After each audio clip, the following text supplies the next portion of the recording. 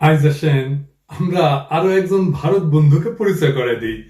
আমার ক্ষুদ্র ভ্রাতারা তারা চিনেন আর সম্ভবত গোপনে দীর্ঘশ্বাস ফেলেন ওনারে দেখা। দীর্ঘশ্বাসের ব্যাপারে পরে আসতেছি, আগে দেখি সেই ভারত বন্ধু কি করিচ্ছে। দেখেন, সারাদিনের ব্যস্ততায় নিজে টেক কেয়ার করাটা খুবই ইম্পর্টেন্ট। তাই এই ব্যাপারে কিন্তু আমি খুব সিলেক্টিভ। আজকে ভাবছি একটা হেয়ার অয়েল মাসাজ নেব, বাট উইথ মাই সিক্রেট। আমি পেয়েছি প্যারাশুট অ্যাডভান্স সিক্রেটস, একটি নিউ জেনারেশন হেয়ার অয়েল। তাই আমি আজকে ভাবছি Parachute Advanced Secrets rosemary hair oil ব্যবহার করে একটা ডিনারে যাব। It's very light, what an incredible new age hair oil. Get an amazing experience from Parachute Advanced Secrets. সে প্যারাসুট তেলের বিজ্ঞাপন করেছে।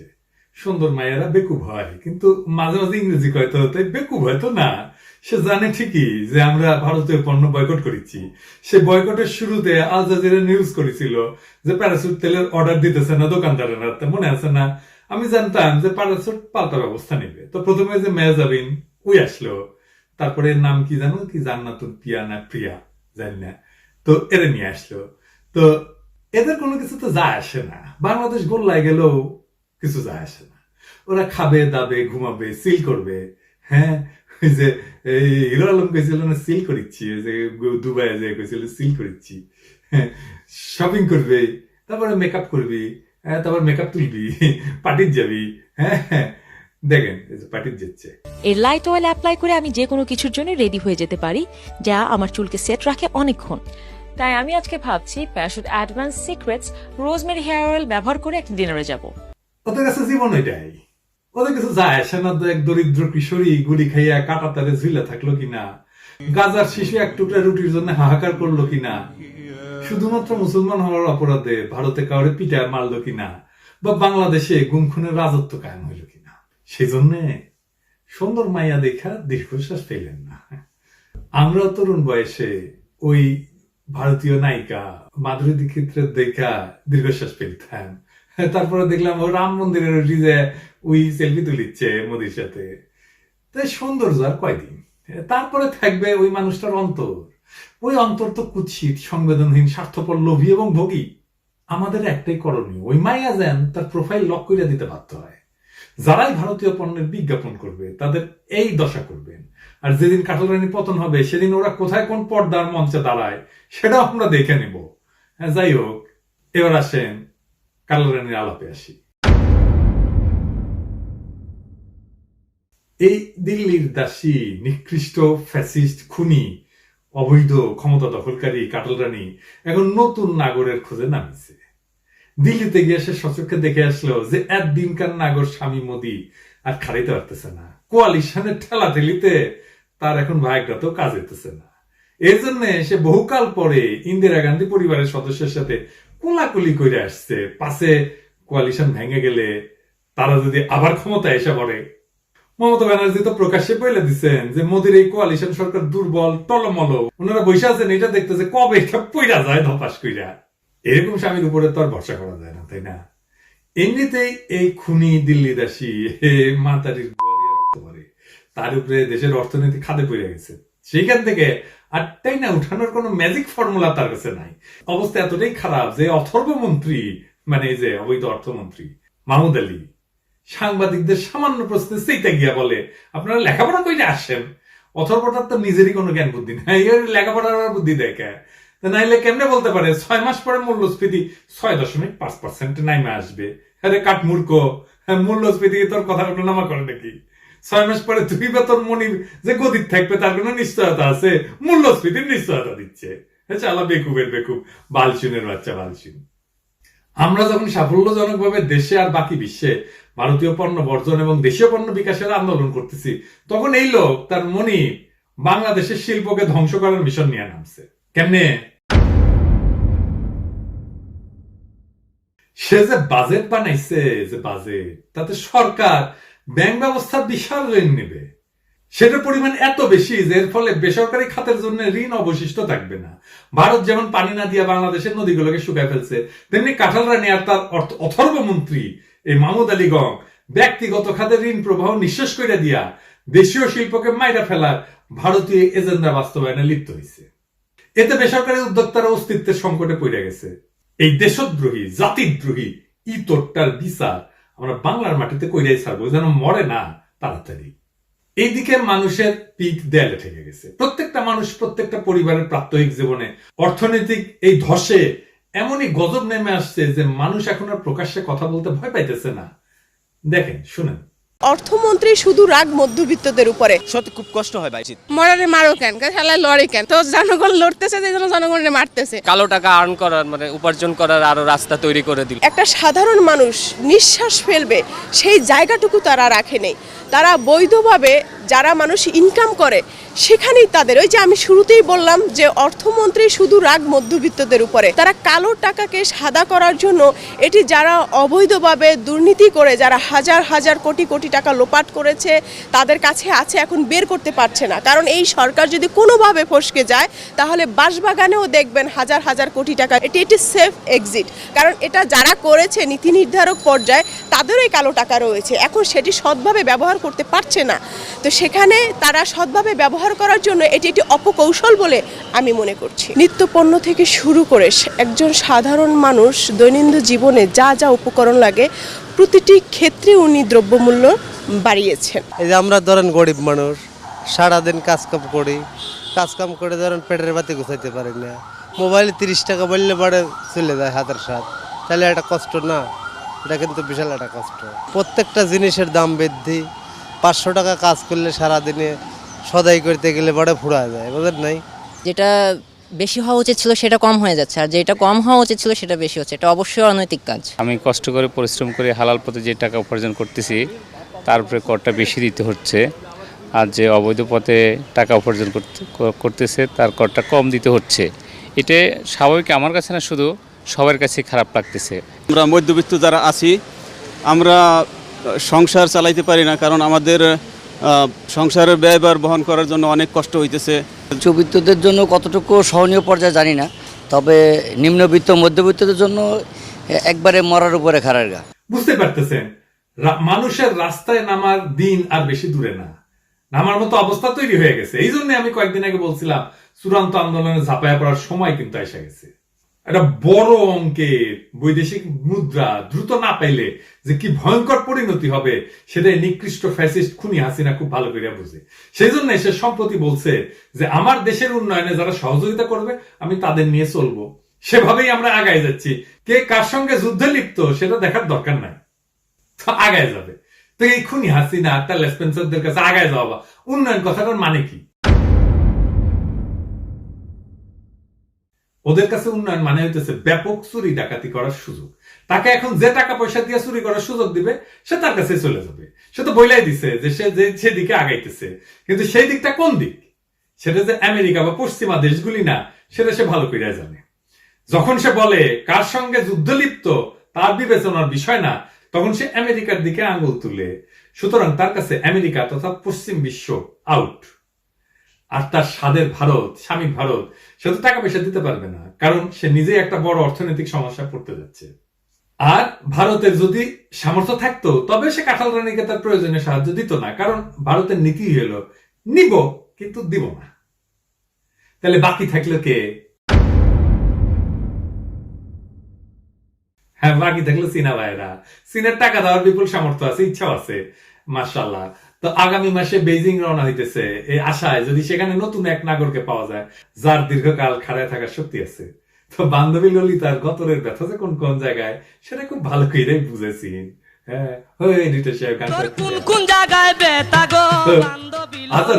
তারা পৃথিবীর ওল্ডেস্ট লিভিং সিভিলাইজেশন, অর্থাৎ পৃথিবীর সবচেয়ে প্রাচীন জীবন্ত সভ্যতা, যার বয়স প্রায় 4000 বছর। ভাত রান্না হয়েছে কিনা এটা বুঝতে ভাত টিপা দেখতে হয় না, ওদের দেখলেই বুঝে যায়। ঢাকায় চীনের রাষ্ট্রদূত ইতিমধ্যে খোলাখুলি ভাবে বলছে যে কাটাল রানীর এই বেজিং সফর হবে গেম চেঞ্জার। আগে কইছিলাম না, আমি কইছিলাম না এই গেম চেঞ্জার নিয়ে আলাপ করবো। আজকে সেই আলাপ কাবা কাদের যে সবসময় বলেন না খেলা হবে খেলা হবে, দেখান এডিটর সাহেব, খেলা হবে সে পুরান খেলা আর চলবে না। চীন এই গেম বা খেলাটা চেঞ্জ করে দিবে, মানে পুরাপুরি বদলাই দিবে। কাওয়াজে বলছিল না ভারত তলে তলে আমেরিকাকে ফিক্স করে দিছে, সে ইন্ডিয়ান খেলা তার চীনের সাথে খেলতে পারবি না রে কাউয়া, পারবি না। চীনের প্রেসিডেন্ট শি জিনপিং এর একটা বিশেষ খ্যাতি আছে, জানেন সেটা কি? উনার খ্যাতি হইল উনি একজন গেম চেঞ্জার। উনি যেখানে হাত দিচ্ছেন সেখানে তিনি পুরানো খেলা বাতিল করে দিয়ে নতুন খেলা চালু করছেন। ক্ষমতা এসে শি প্রথমে যে কাজটি করেন তা হইল সেনা কমিউনিস্ট পার্টির অভ্যন্তরের দুর্নীতি এবং এই স্বার্থের পকেটগুলোকে নির্মূল করা। এটা ছিল স্রোতের বিরুদ্ধে একটা অত্যন্ত ঝুঁকিপূর্ণ কাজ, যা তার আগের নেতৃবৃন্দ করতে সাহস পায় নাই। তার এই অভিযান বিপুল জনপ্রিয়তা অর্জন করে এবং কমিউনিস্ট পার্টিকে ভবিষ্যৎ চ্যালেঞ্জ মোকাবেলার জন্য একটা নতুন এবং কার্যকর ভিত্তির উপর প্রতিষ্ঠিত করে দেয়। এই প্রক্রিয়ায় ব্যাপক সাফল্য অর্জনের কারণে তিনি সর্বপ্রথম গেম চেঞ্জার হিসেবে খ্যাতি অর্জন করেন। এই যে দুর্নীতির বিরুদ্ধে যুদ্ধ ঘোষণার পাশাপাশি প্রেসিডেন্ট সিং দারিদ্রের বিরুদ্ধে সংগ্রামকে ব্যাপকভাবে গতিশীল করেন, যার ফলশ্রুতিতে চীন থেকে অতি দরিদ্র নির্মূল হয়ে গেছে। শিখপুরা শাসনকালে চীনের জনগণের আয় অব্যাহতভাবে বৃদ্ধি পেয়েছে এবং চীন বিশ্বের দ্বিতীয় বৃহত্তম অর্থনীতিতে পরিণত হয়েছে। আগামী 10 বছরের মধ্যে আমেরিকাকে ছাড়াই যাবে, চীন হবে পৃথিবীর বৃহত্তম অর্থনীতি। শিয়ের নেতৃত্বে চীনের পিপলস লিবারেশন আর্মি বা গণমুক্তি ফৌজ দ্রুত আধুনিকায়নের মাধ্যমে আমেরিকার সামরিক সামর্থ্যের কাছাকাছি পৌঁছে গেছে।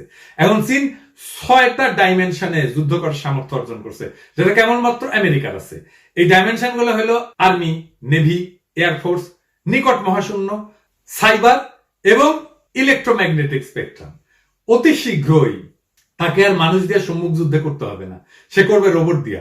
কিছুদিন আগে চীনে যুদ্ধ ব্যবহারের জন্য সশস্ত্র যান্ত্রিক কুকুর নির্মাণের সাফল্য প্রকাশ করেছে। দেখেন, Robot dogs have shown off their military skills. The exercises are between Cambodia and China and are definitely not man's best friend here, although maybe they are. The new report, the new robot type, which weighs about 15 kilos, can perform maneuvers such as jumping and crouching while also independently avoiding obstacles.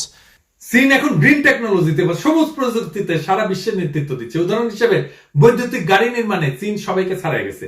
চীন ঘোষণা করছে 2060 সালের মধ্যে carbon neutrality অর্জন করবে। Carbon neutrality কি জানেন?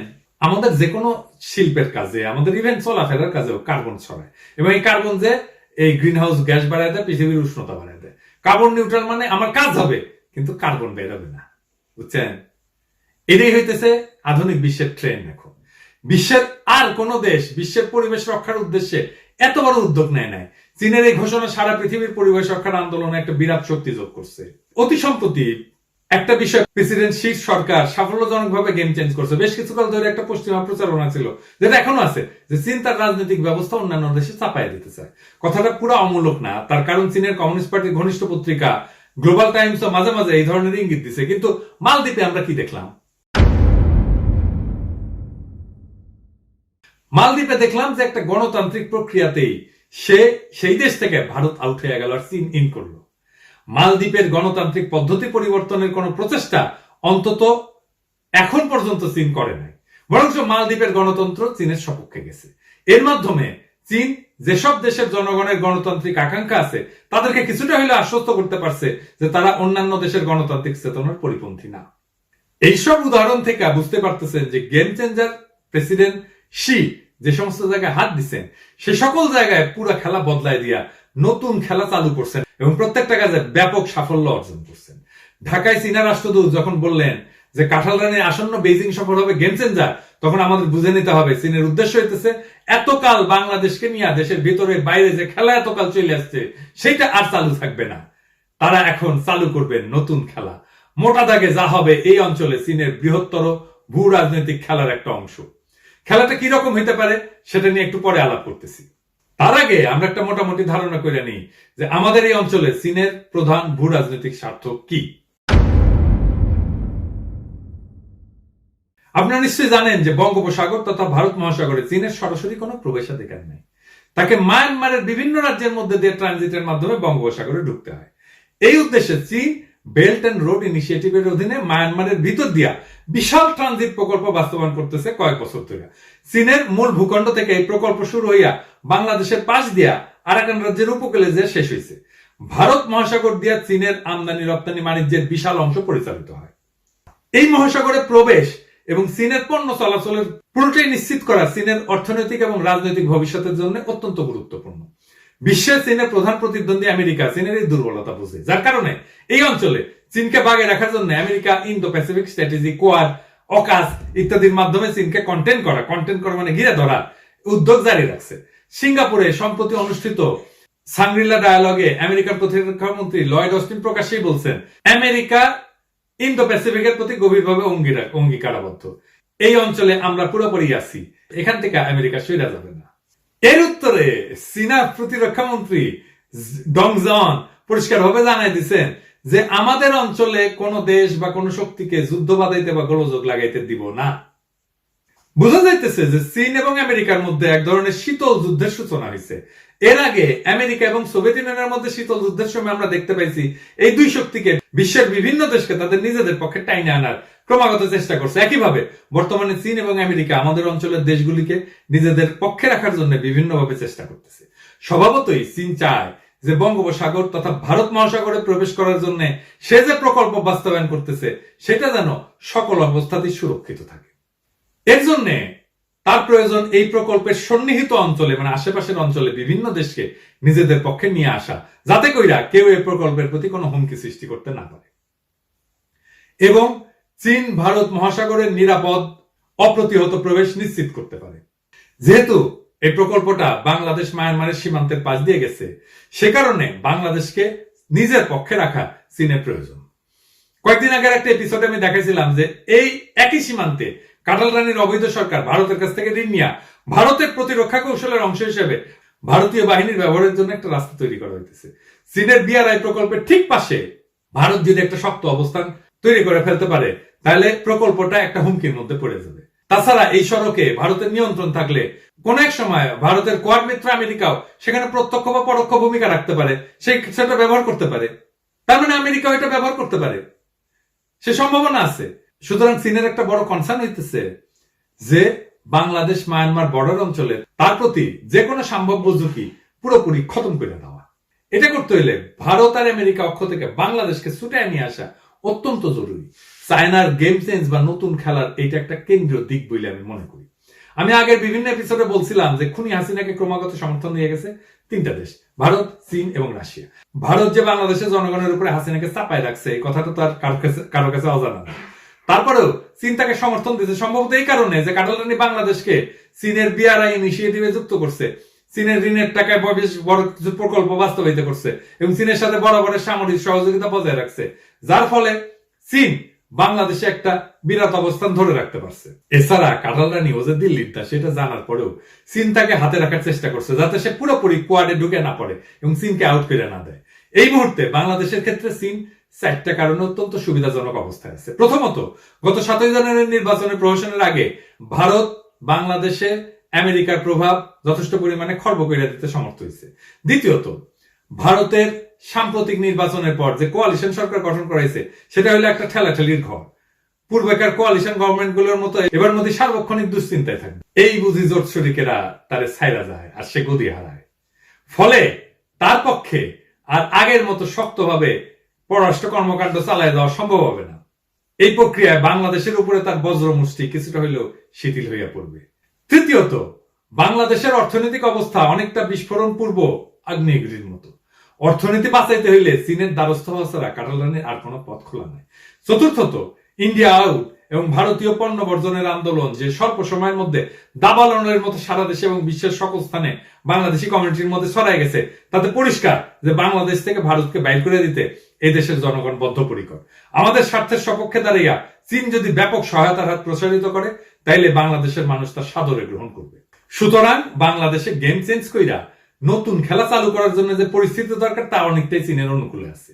ওই যে সুবীর ভৌমিক কইছিল না, চীনও তো হাসিনার সমর্থন দিচ্ছে, তা আমরা কেন চীনের পণ্য বয়কট করি না? চীনও তো শেখ হাসিনাকে ভারত যতটা সমর্থন দিয়েছে তার থেকে কম না বরং বেশি সমর্থন দিয়েছে, কিন্তু চীনের পণ্য বয়কটের কথা তো কেউ বলছে না। এইসব লোক, এই যে ব্লগার গুলো, কেউ প্যারিস থেকে কেউ লন্ডন থেকে চিৎকার করছে 3 বেলা, তারা চীনের পণ্য বয়কটের কথা তো কিছু বলছে না। জানেন তো এটার উত্তর?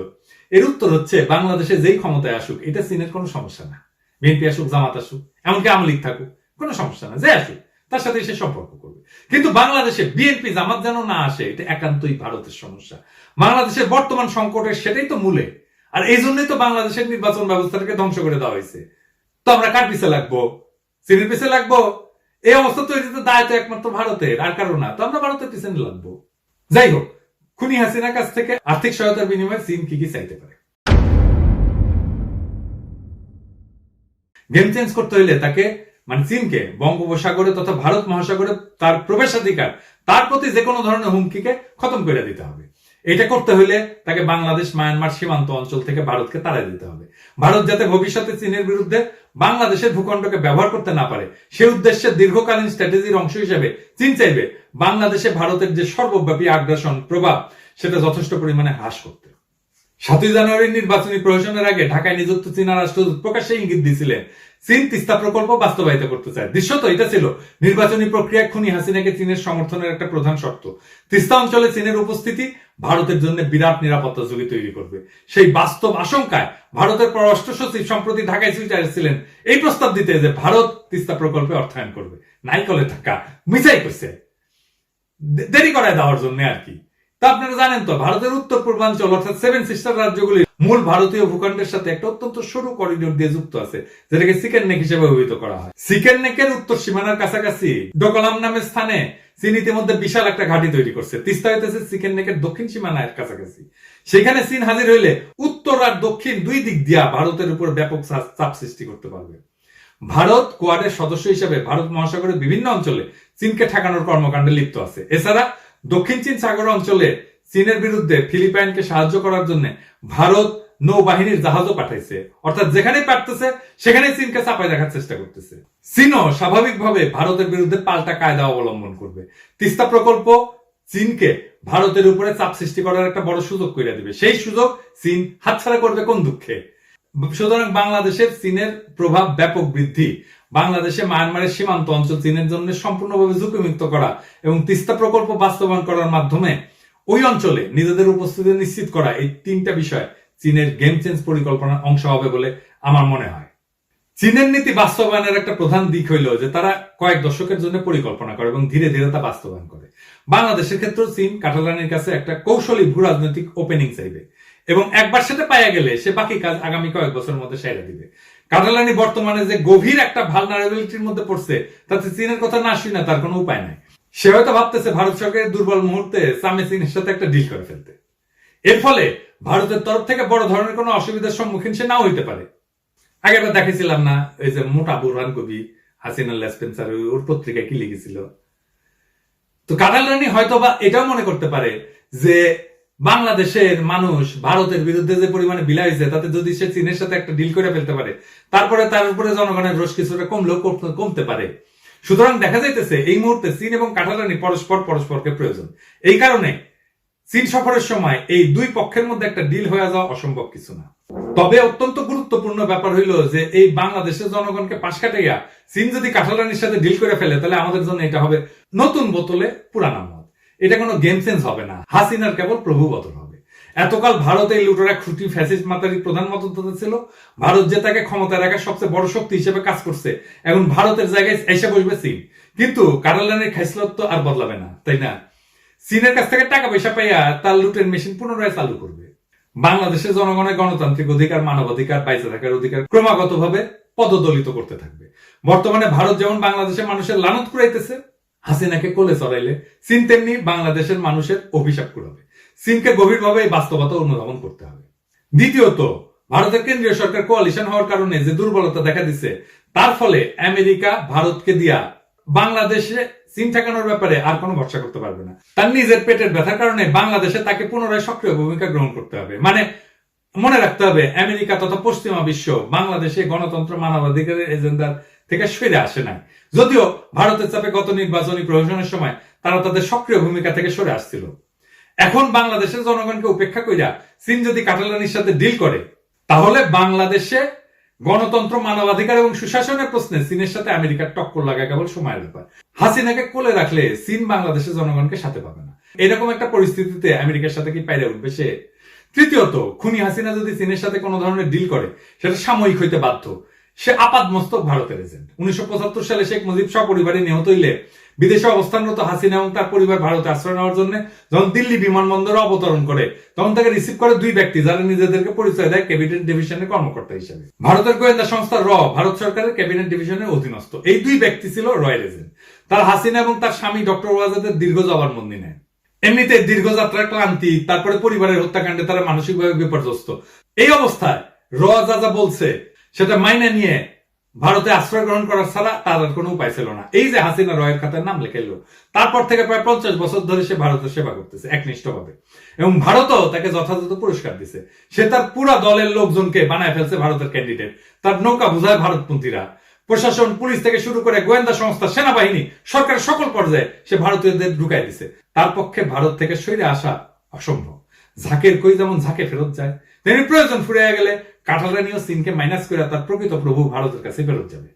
সুতরাং কাঁঠালরানির সাথে ডিল করলে স্বল্প মেয়াদের কিছু সুবিধা ছাড়া চীন আর কিছু পাবে না। এতে জনগণ তার প্রতি বৈরী থাকবে এবং শেষ পর্যন্ত এই খুনি ফ্যাসিস্ট তার প্রকৃত মনিবের কাছে ফেরত যাবে।